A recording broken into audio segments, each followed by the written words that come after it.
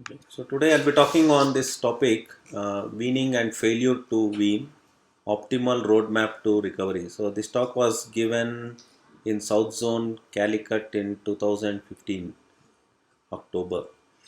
So the topics that I would be covering is process of weaning, the methods of weaning, and different types of weaning and the studies done with regards to spontaneous breathing trial, TPs, and duration of the weaning and work of breathing, predictors of weaning failure, extubation to NIV, and weaning protocol summary and recommendations. So if you look at weaning, I think there are two major components of weaning. One is to look at readiness to wean. So that is the first step that we need to embark on. And the second one is actual process of weaning. So the first step, as you would try to ascertain readiness to wean, you need to look at objective criteria that patient is going to fulfill for the weaning to be initiated. And the actual process of weaning incorporates reduction of whatever support the patient is on. And so the reduction of full support. So basically, once patient is ready to be weaned, so you may negate the full support, which means you basically put them on spontaneous breathing trial. Or the other domain is to gradually reduce the support and take them off the ventilator. So these are the two ways that you would approach the weaning. One is gradual reduction, and the one is directly put them onto spontaneous breathing trial. And once they satisfy these two, then you would discontinue mechanical ventilation.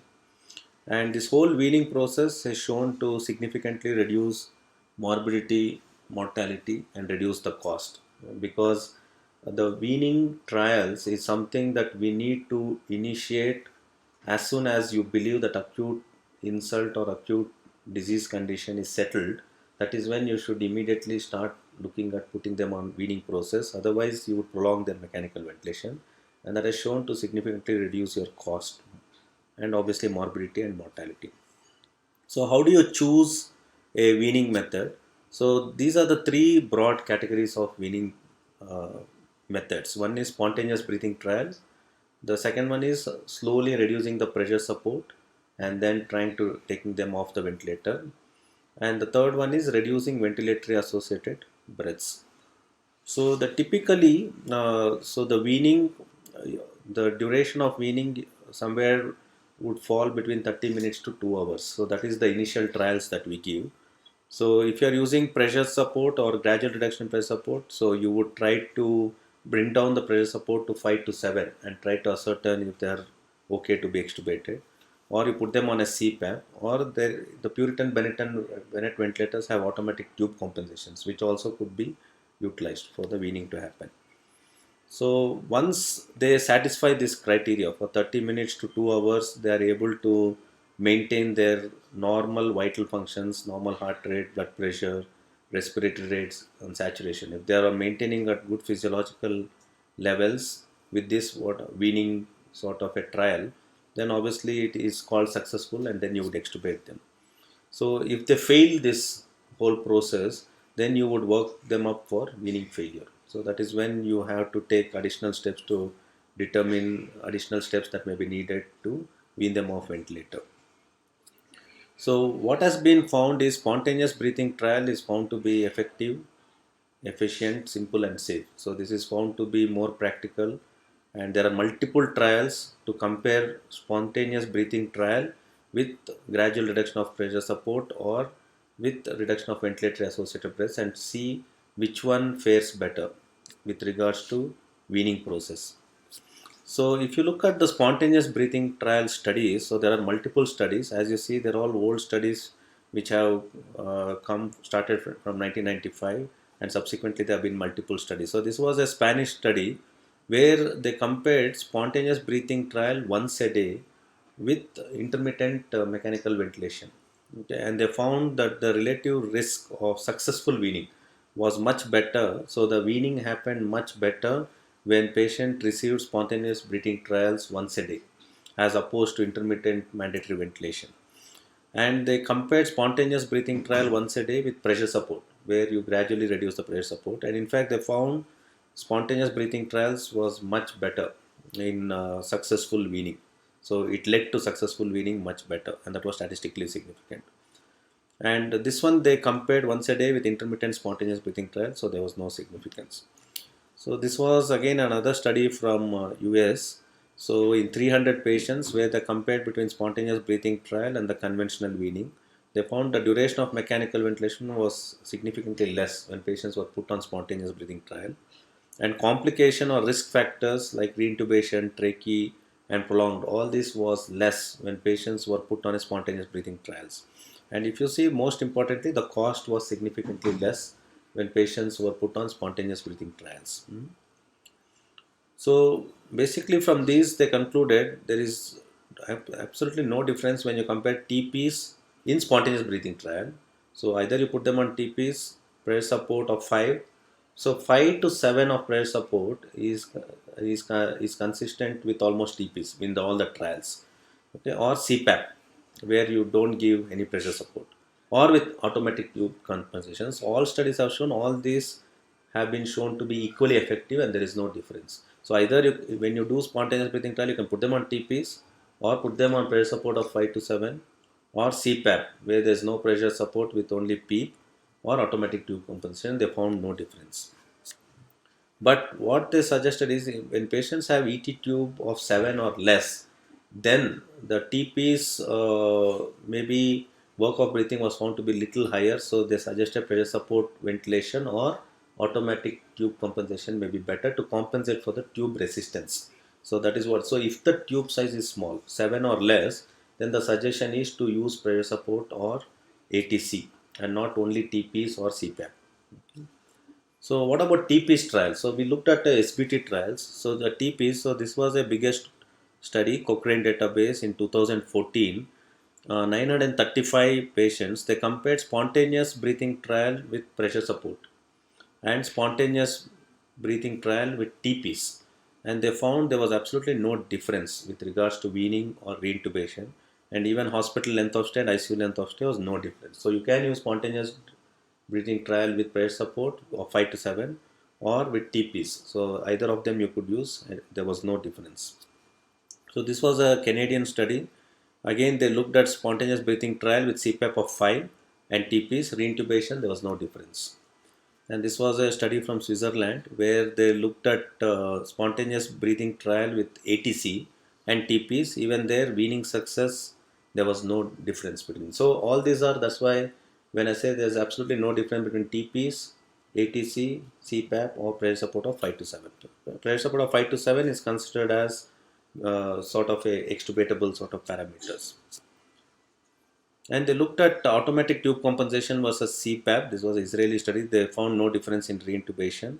They compared automatic tube compensation versus pressure support ventilation. There was no difference in reintubation. So, which again says ATC or pressure support or CPAP, you can use any of them. So, if you are using Puritan Bennett ventilators, there is a ATC involved.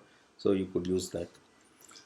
So how about overcoming endotracheal tube resistance? So what they found is when you have a narrow ET tube, so there is increase in the resistance and there is increase in the work of breathing.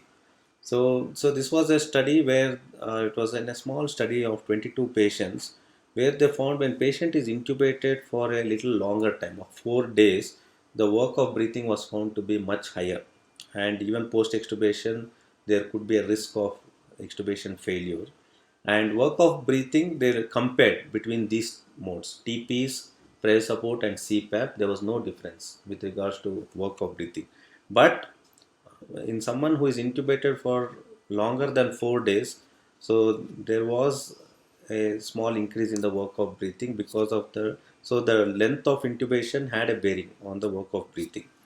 So this was a study from French group. Again, they looked at work of breathing in patients who were intubated for 7 days, and they found the work of breathing was similar when they were on TPs and even after extubation. So although the previous study said that after 4 days the work of breathing would be little higher, so this study did not show increase in the work of breathing between TPs and post extubation.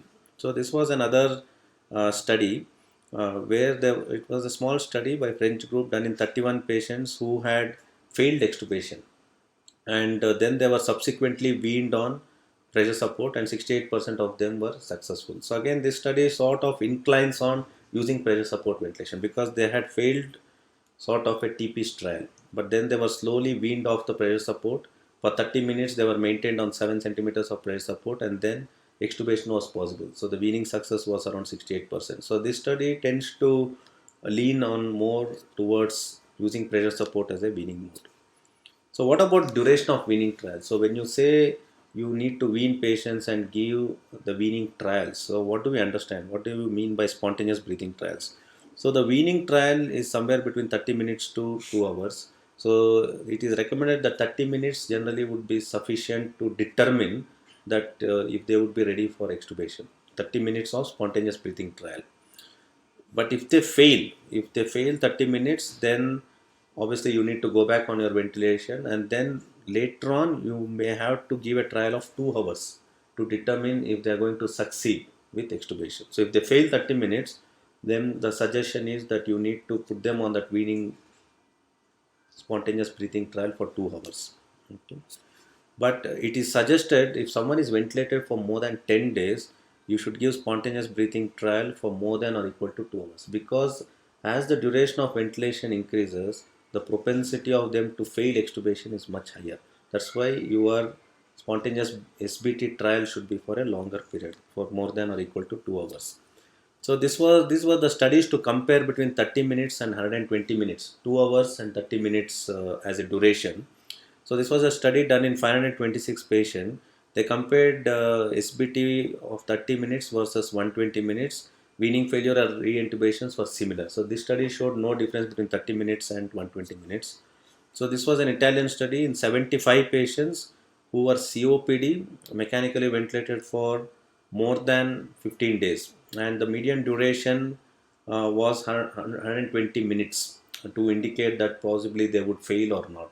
So they said 120 minutes, 2 hours as a trial would be a good duration to determine whether they are going to fail or succeed. So how about identifying weaning success? Obviously, you need to rely, in addition to all the weaning trial you give, you need to look at a lot of clinical parameters. So you wouldn't obviously put someone on a weaning trial if they are agitated or if they are very drowsy. So you wouldn't put someone on a breathing trial or SBT trial if someone is tachycardic or more than 20% of the baseline heart rate. So you wouldn't put someone on a weaning trial or SBT when the respiratory rate is more than 35, or when they have hypoxemia, or when they have acidosis, you wouldn't put them on a breathing trial.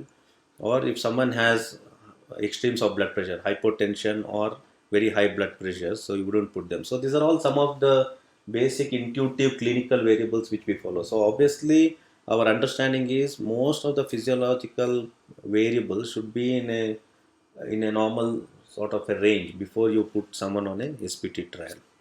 So when do you decide someone to extubate? So once you know that someone is conscious, oriented, and all the physiological parameters are within normal range, then you would see whether he is fully conscious, whether he has a good cough, whether he is able to clear his secretions. I think these are the typical things we see day in and day out.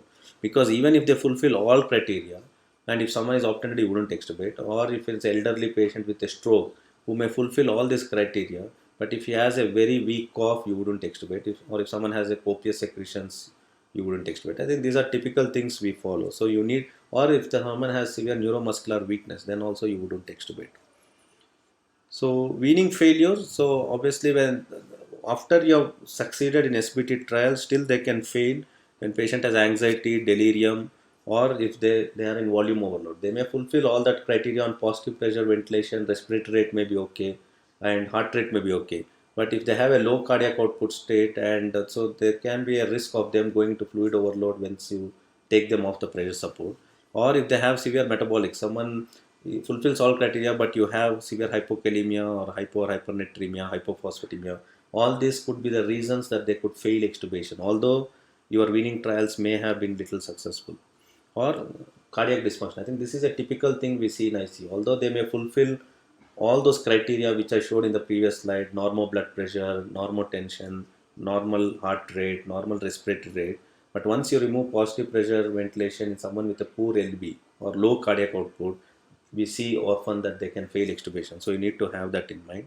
Or someone who has a chronic respiratory failure, or COPD, or interstitial lung disease, or neuromuscular weakness. I think these are typical reasons why they could fail after you may have succeeded in your SPT trial.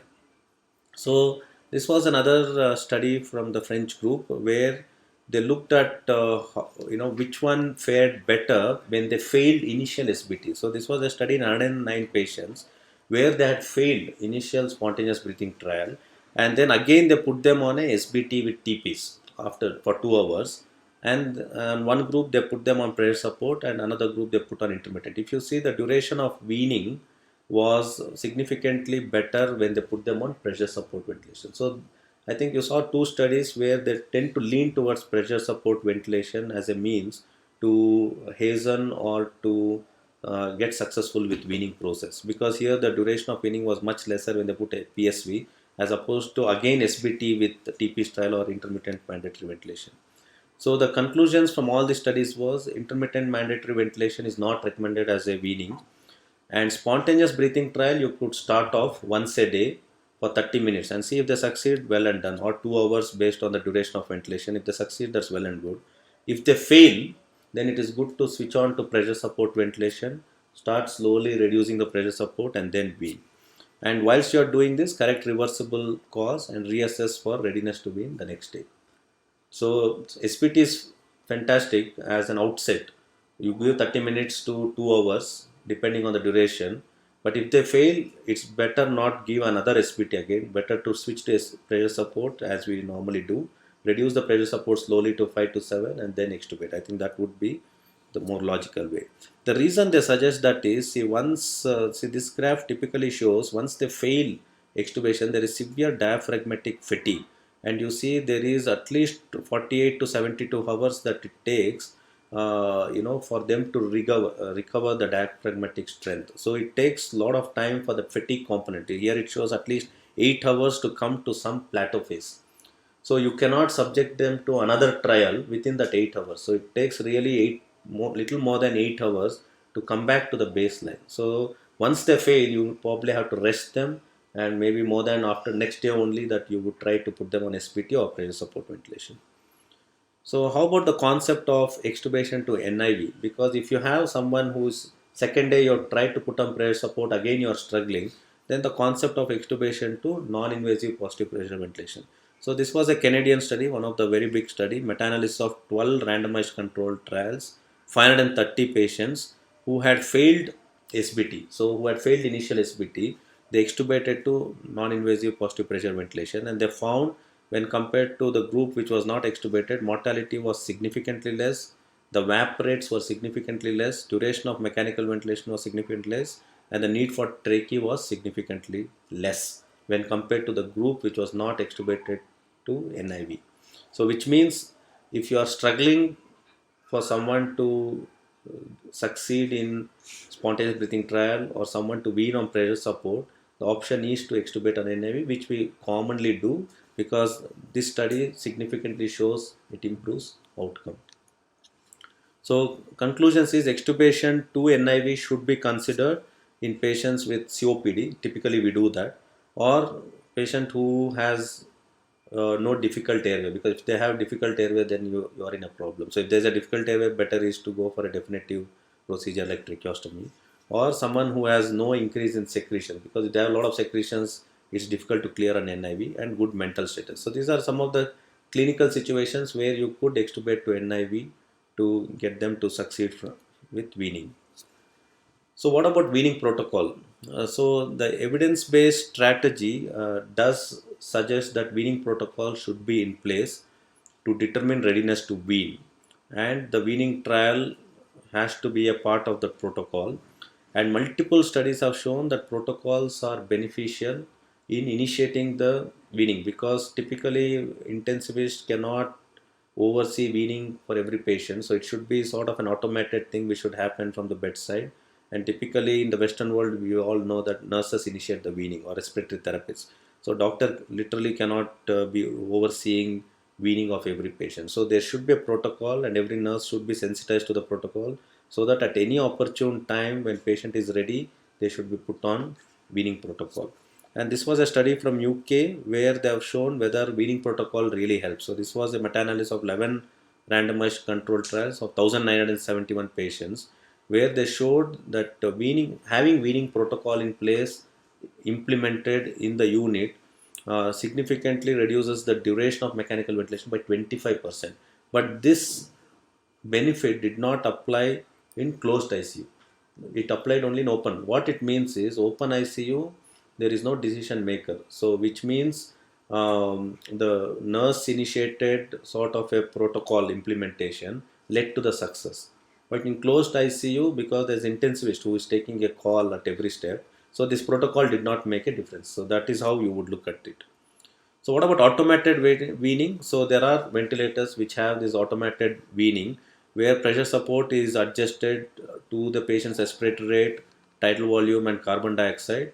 And once these are stable, automatically pressure support is reduced by the ventilator. So these are available in commercial ventilators. And this was again a study from Canadian group to show whether this automated weaning helps. So this was again a meta-analysis of 21 randomized controlled trials where they found with automated weaning, duration of mechanical ventilation came down by 10%, ICU length of stay reduced by 8%, mortality there was no difference, and benefit was seen only in medical cases, not in surgical cases, not in post-op patients, and there were no harmful effects. So which means to say, if you are using a ventilator where there is an automated weaning like adaptive support ventilation or any of those weaning modes that are there, you could utilize it because that does not need any human intervention to initiate weaning, and ventilator automatically senses your respiratory rate, tidal volume, carbon dioxide, and it starts reducing the pressure support. But the limitations of this study was it had heterogeneous group of patients, and we don't know whether it is applicable to pediatrics, or if CO2 is more than 60, then we do not know whether this automated weaning process would help. So my summary and recommendation is weaning is a reduction of support a patient is needing from the ventilator and to get him off the ventilatory effort. And the weaning typically comprises of spontaneous breathing trial. That's what we understand by weaning. And this SBT can be used with TPs or low level of pressure support, which is 5 to 7 of pressure support. Could be used with CPAP or automatic tube compensation. But this automatic tube compensation and CPAP is not, should be used with caution, especially if you have a smaller ET. If you have dealing with a smaller ET size, its suggestion would be to use lower levels of pressure support. And once they are ready, so once a day SBT gets a grade 2B recommendation, and typically first SBT could be given for 30 minutes. If they succeed, you could extubate. But if patient is intubated for a longer time, it is suggested that you give a longer SBT trial of 2 hours. But in patients, as I said, if they are mechanically ventilated for more than 10 days, typically you should give for longer SBTs. Okay. Or if they fail initial SBT, the second SBT should be for a longer period, 2 hours, or you can think of pressure support weaning. If they tolerate, you extubate. If they fail, you put them back on ventilator and then again reassess for weaning maybe after 24 hours. So progressive reduction in pressure support ventilation is something that one could consider if they are failing the SBT on TPs. Intermittent mandatory ventilation alone is not recommended as a weaning protocol. And it is suggested that weaning protocol should be put in place, and it was found to be very useful in open ICUs or where there is no qualified intensivist. But in closed ICU, I don't think there may be a compelling reason to have a protocol. So, and these are the levels of recommendation. So grade 1B for open ICU, grade 2B. So level of, it's a weaker recommendation for closed ICU. So, and to end my talk, I think we all need to understand the SBT trial or the weaning protocol is a structure indicator. So it is a quality indicator, and the benchmark is 55% of all your ventilated patients should be on some form of a weaning protocol at any point of time, and that is how you calculate. So 55% of your ventilated patients at any point of time should be given the weaning protocol or a weaning trial. So thank you very much.